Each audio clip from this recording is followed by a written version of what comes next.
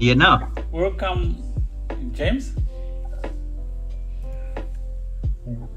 Hi, Coach. How are you? Good and Coach? Good, good, good.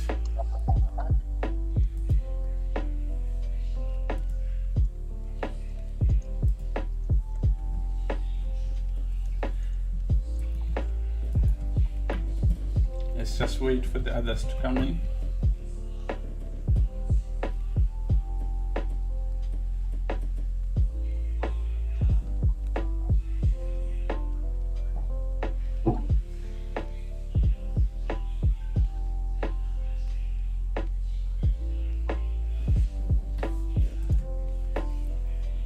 Hey, Dinaf, welcome.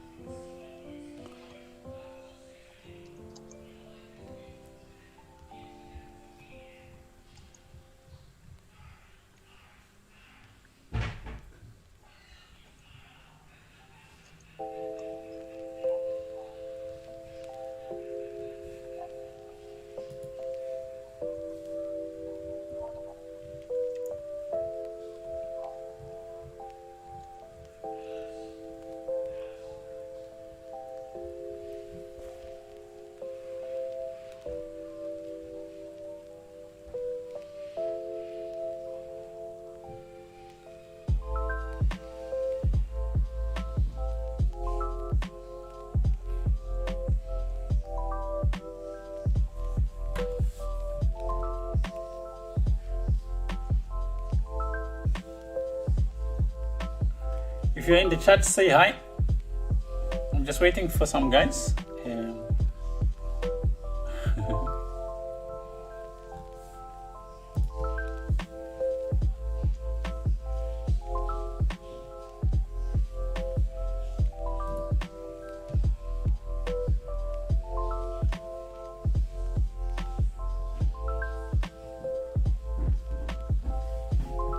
Why is everybody else disconnected?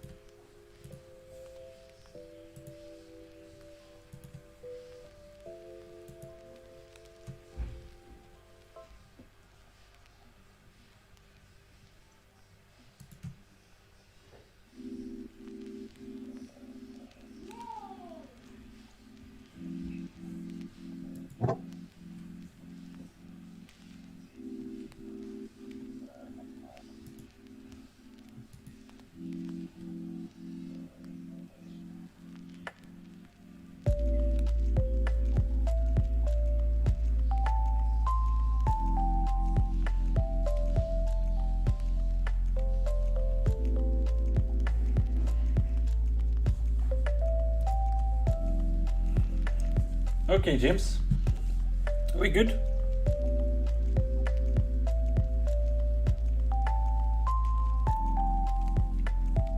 Are you ready to start, James? Yes, Coach. Okay, good. So, what we're going to cover is a continuation of the topic which we were working on yesterday. And we were looking at the Open Center. And there's a few things which we mentioned about the Open Center. Do you recall what they were? You must not move backwards. Uh-huh. We must not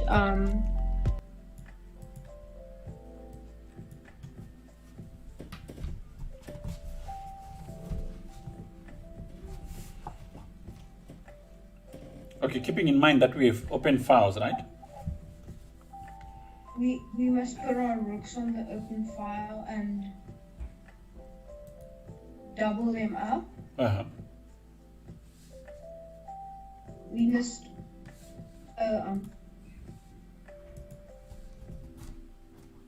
try and get our pieces in the opponent's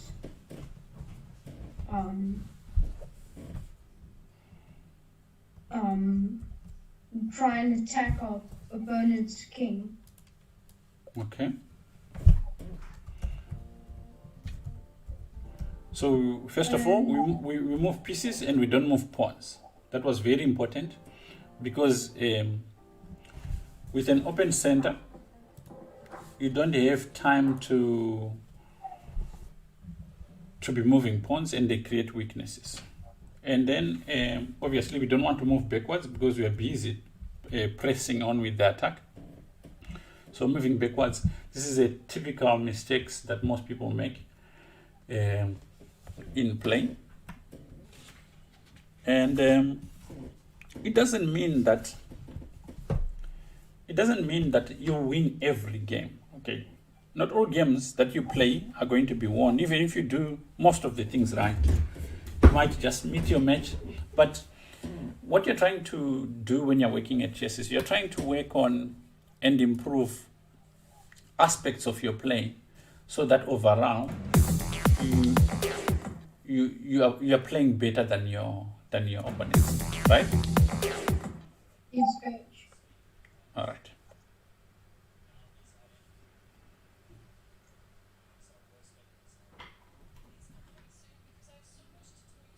Okay. So the next game we're going to look at, or the game we're going to look at today, hey, welcome Terry, is a game between Gelfand, Karyakin and Gelfand. Karyakin is from Russia and Gelfand from Israel. They are both World Championship challengers. In fact, recent world. Yes?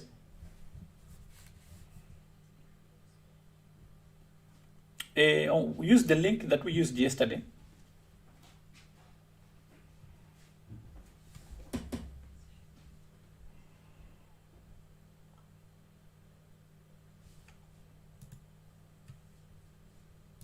I've joined, coach. Okay.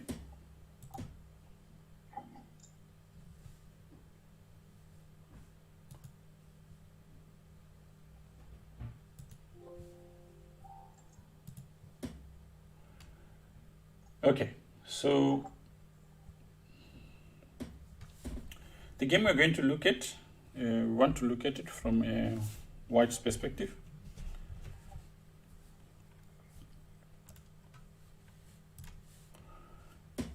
And it starts with e4, so Karyakin is white, e4, e5, knight.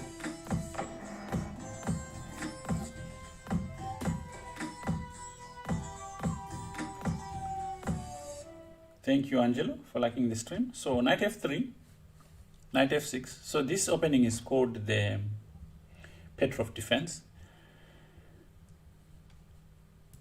White goes d4. There's many ways of playing the Petrov. From a simplistic point of view, you can take on e5. And after d6 here, you take here. And there is a simple trap also here. If you hurry to take on e4, queen e2, and when you go back here, check, winning the queen.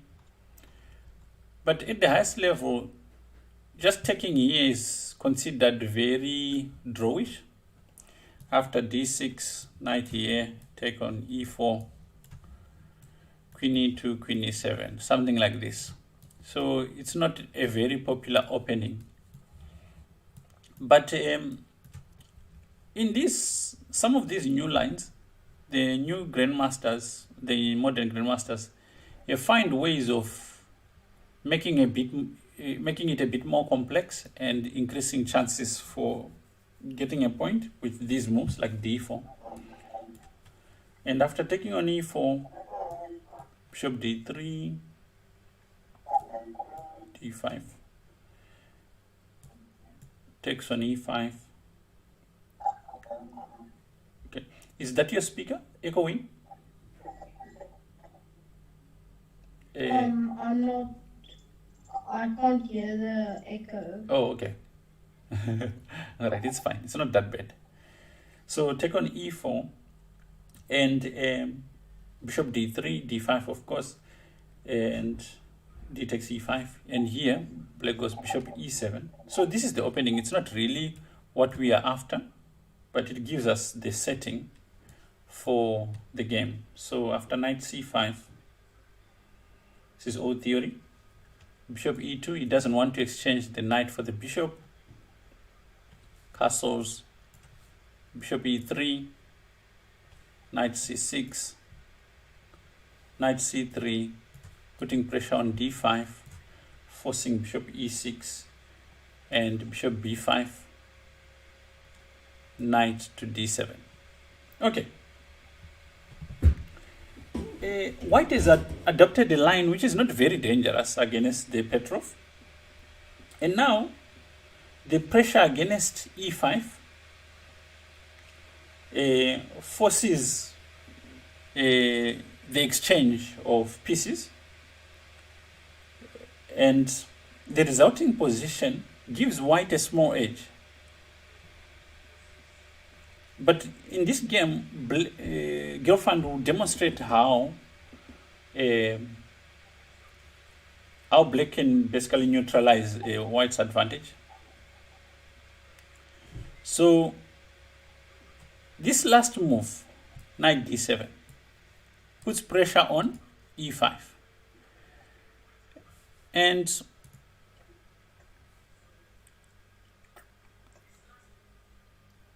what do you do here if you are playing white?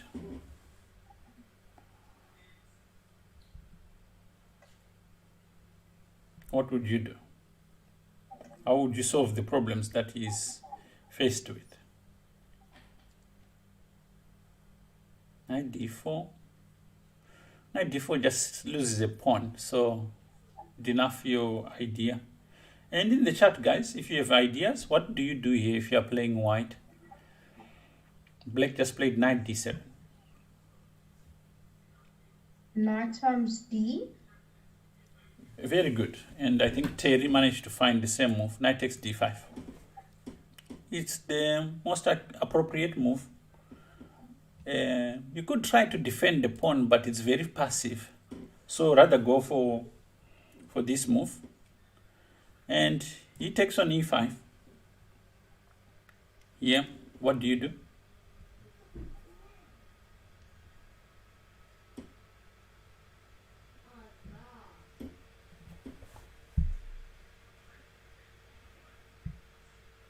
Knight times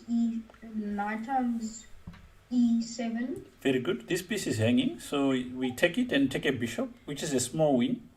So he takes with e7. Now, a strong player would immediately identify that something has changed in the position. And this is always a very important ability to or mark that strong players have. Right? You'd observe that there's something which has changed in the position. What is that? Then it's a bishop versus a knight. Very, very important that there is an imbalance of material. That there is now the presence of two bishops in white's possession. And what else? There's a open center. Very important. Here again we have an open center. But in contrast to the previous position, black is not behind in development in this case. Do you understand? In the game we looked at yesterday, black was behind in development, which made things very bad for him. But here he's not behind in development. And of course, white has two bishops, which can become very powerful, especially in an open position. And here also it's white's turn to use the tempo to activate his queen and gain time. So what do you do here?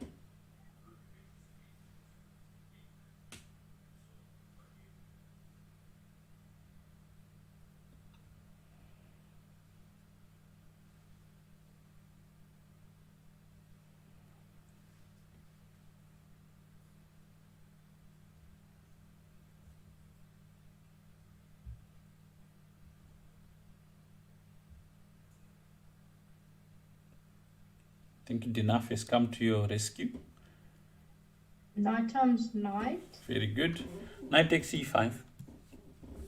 You're not waiting for a pin on g4. So you take on e5. He takes. What do you do?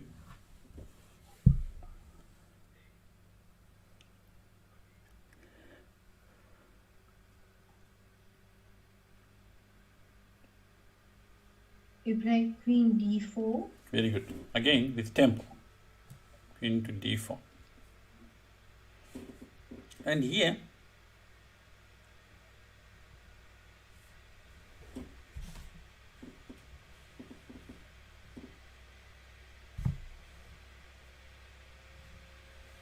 he plays rook f d8.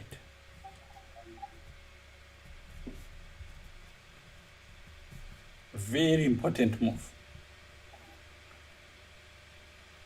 Here, the position shows you that even in defense, you have to be tactically alert. Here, most of people, what would they have played here?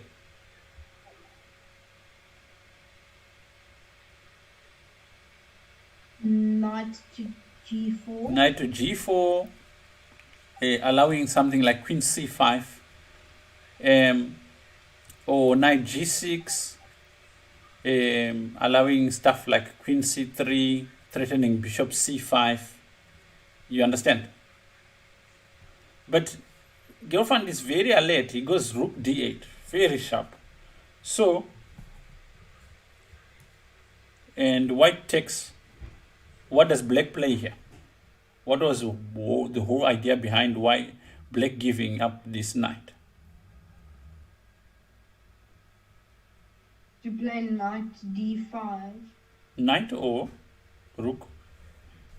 Rook d5. Exactly.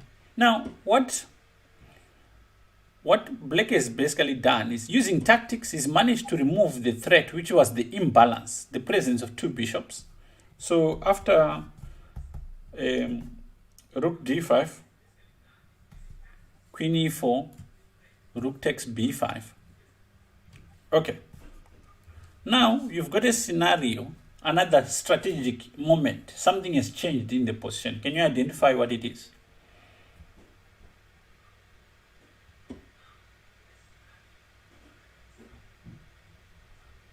The black's rook is not in the center anymore. Black's rook is not in the center anymore. That's true. But that's not a big strategic thing. That's much more temporary. So there's something permanent which has happened in this position, and it's very important to be able to identify. If anyone in the chat can identify the big strategic change which has happened in the position, please just say it. The point is this, right? In chess, you plan on two occasions. One, whenever the pawn structure changes, or two, whenever there's a capture. Very good, Terry. Bishops of opposite colors. Now, what do we know about bishops of opposite color? There's an important thing we must know about them, which helps a lot.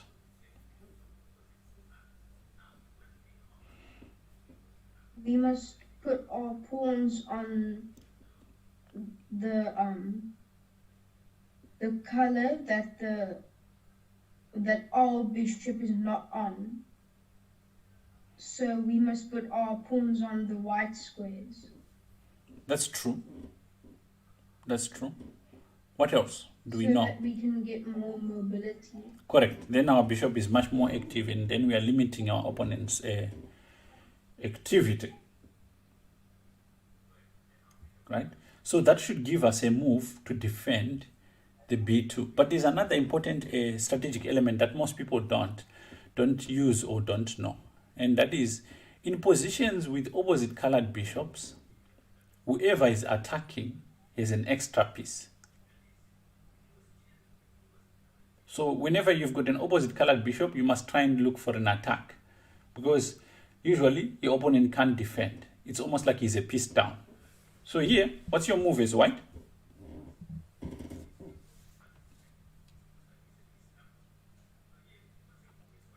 b3. Very good. b3. Now, black must still take care of the b7 pawn because it's still under pressure from the queen.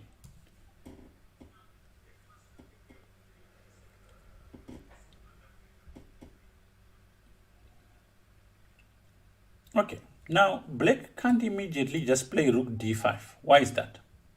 Why can't he just play this move, rook d5? Because of c4. Yes, after c4, he would lose a pawn to b7. So, very important. So here, I'm asking you this because it's a very important defensive move that you must play. Or if you were black, what would you do?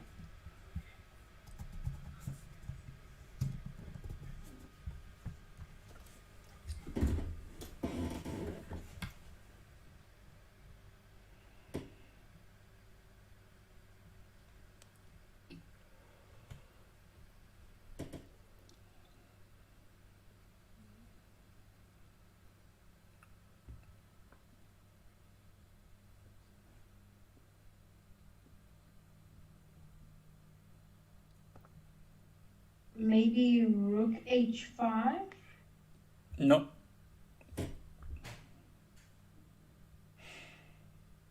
Terry, rook b4 would be actually a terrible mistake.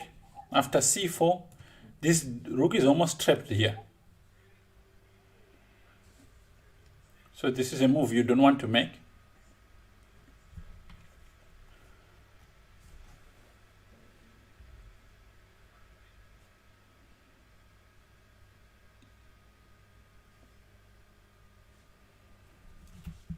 c6, very good, Greyhound. c6, just dealing with the weakness of b7. And now c4. This prevents the rook from getting back to d5. So he has to play something like rook h5.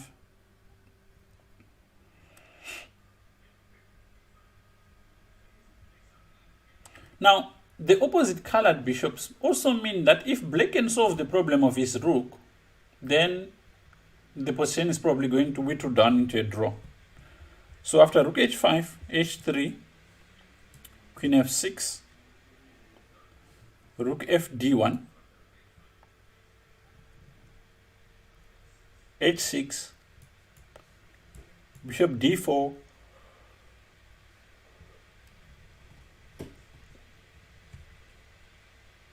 now bishop d4 is very important because you can't improve this rook because this rook hangs. So you are forced to close this file momentarily with the bishop d4. And after queen f5, queen takes f5, rook takes f5, g4, rook f4, rook d3, h5, and this is a typical defensive idea in endings like this. Exchanging pawns helps the guy who's under pressure. So h5, f3, take on g4. Okay, so you're white here. What do you do? Because the game is not over. You have to play very accurate.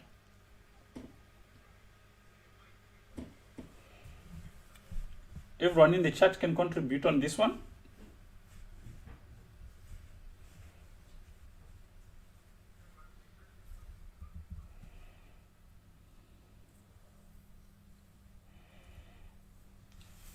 F times G. Yeah? F times G. F times G. Very good. F times G. This is very important. In endings, you must capture away from the center. In the middle game, you capture towards the center. You with me? Yes, coach. Good. So here, b5. Again, what is he doing?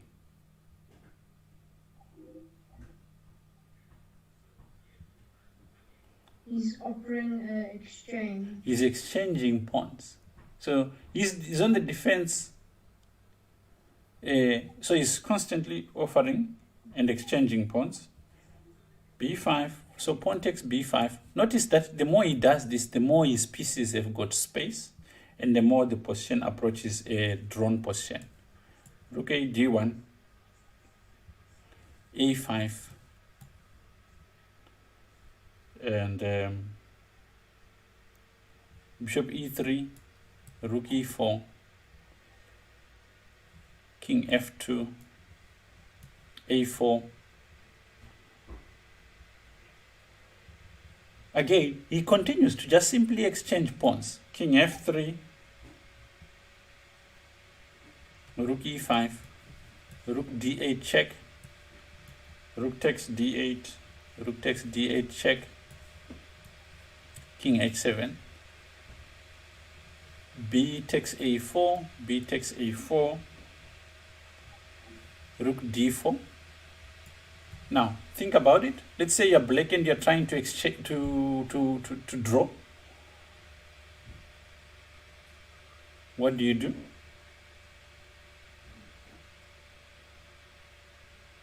F5. No, not f5. Hey, welcome, Keith. No, Yeah? so A3. What did you say?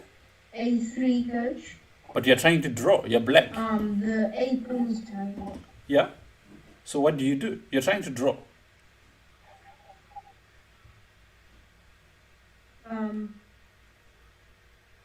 Push A3. That doesn't draw.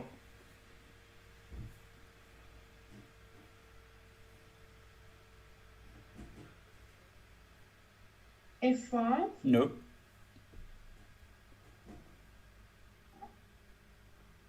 Hey, Snowy, welcome. You take on A2. Well done. Chat came to your rescue, James. So you take on A2, he takes on A4, and this position is very difficult for anyone to play.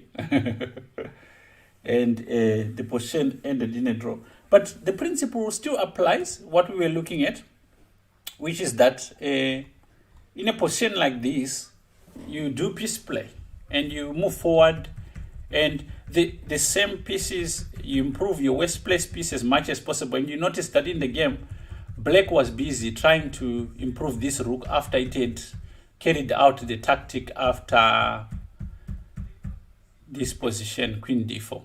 And this is the point where Black actually managed to get the game in control after rook d8, Queen takes, rook d5. Yeah. But then he had to struggle with, again, improving this rook and putting it in a good position after all this. And this, he was just now effecting his plan for drawing the position, which was to exchange as many pawns as he could. And once you get these very important pieces of knowledge to know, it's easy to play a position that has got an open center. Okay, so that would conclude an understanding of how to play positions with an open center. So what we'll do is we'll find someone in the chat for the next part who will teach about the open E file, not the open center, but just the open E file, positions with an open E file, and how to play them. So we'll decide in the chat who will be the person. Keith, I want to speak to you, and we need to start with you destroying some people on challenges. So immediately after this stream, I'll get in contact with you. So James, did you learn about the open center thing? Yes, coach. Okay, good. So what I want you to understand is that understanding the middle game, which is your objective, is not just one thing. It's a combination of different things, as you saw in the game, right? Yes. Okay, good. So that's why I can tell you right now that the problem we have is that we don't spend enough time learning things. There's quite a lot of things to learn. And once you start combining all the things you're learning, then your overall play becomes much better. That's really the plan. All right? Yes, coach. Good. So to summarize, what did you learn over the past 2 sessions that we had?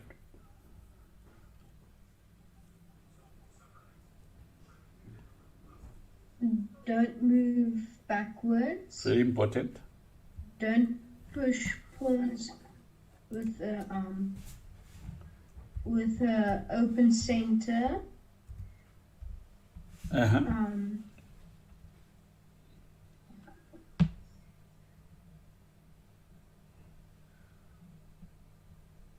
Now your challenge is then how to apply that. If you take Yes? you take to the outside to the you must not take to the center, you must take to the sides of the board. Okay, good. Yeah, in the middle game you capture towards the center. In the end game you capture away from the center.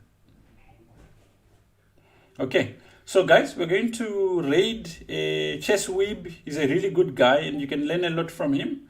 So here we go. Okay, James, was nice having a session with you. We'll see you tomorrow. Okay? Bye, coach. Bye. Thank you, coach. It's a pleasure. Okay, we are raiding in 3, 2, 1. Boom.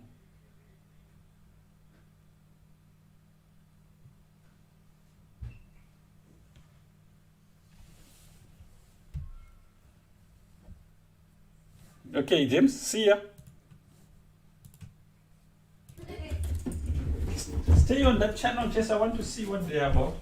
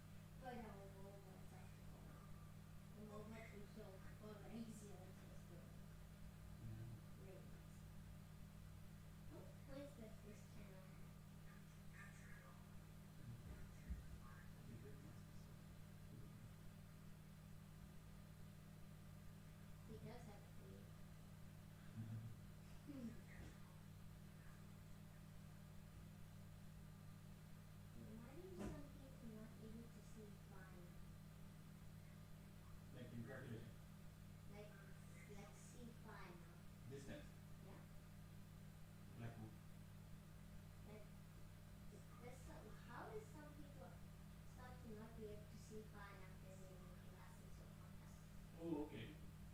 Yeah, the accent goes down a little bit.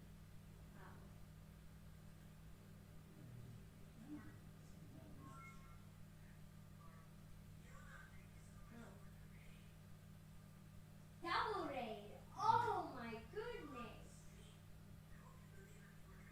Oh my goodness. Two people raiding the one guy. Beyonce. I did. Yeah.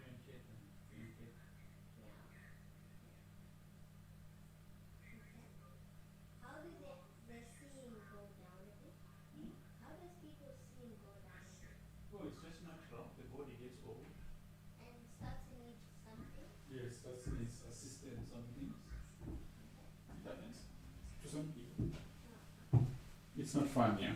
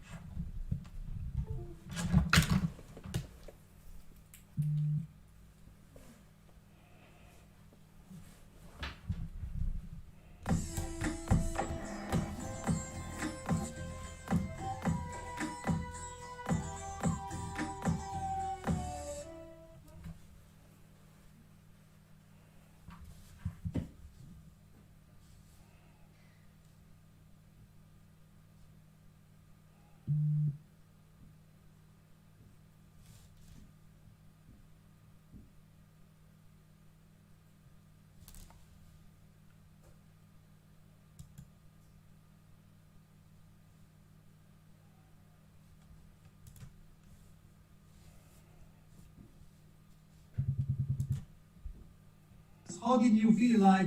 Because Hello? this should be really frustrating, no? Yeah, it was incredibly frustrating.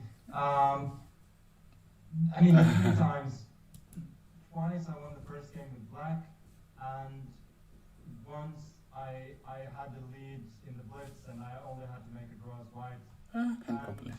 I mean, I almost lost all these 3 matches, which just says something about his resiliency and how Oh, really? how good he plays even with his backing as well. Yeah. Yeah, absolutely. I mean, there was this moment in this Armageddon that you picked white. Was there some emotions were playing a role because you were just before forced to make? I mean, Good night, Dad. Good night, my boy. did you feel like Love See you. you tomorrow. you have to win my vote? Mhm. That's why you have to. Okay. Yeah, Good night, Mom. emotional in the sense that I just at that point I thought the opposite of today, like Yeah, I mean,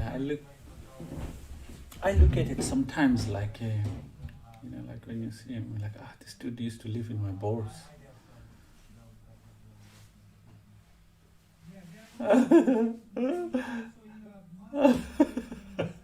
It's funny.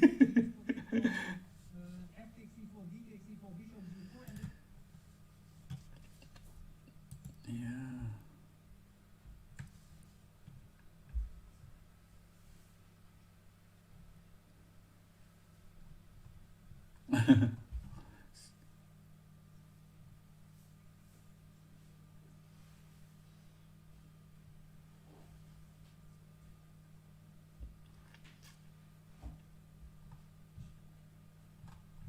Mm-hmm. Yeah, yeah.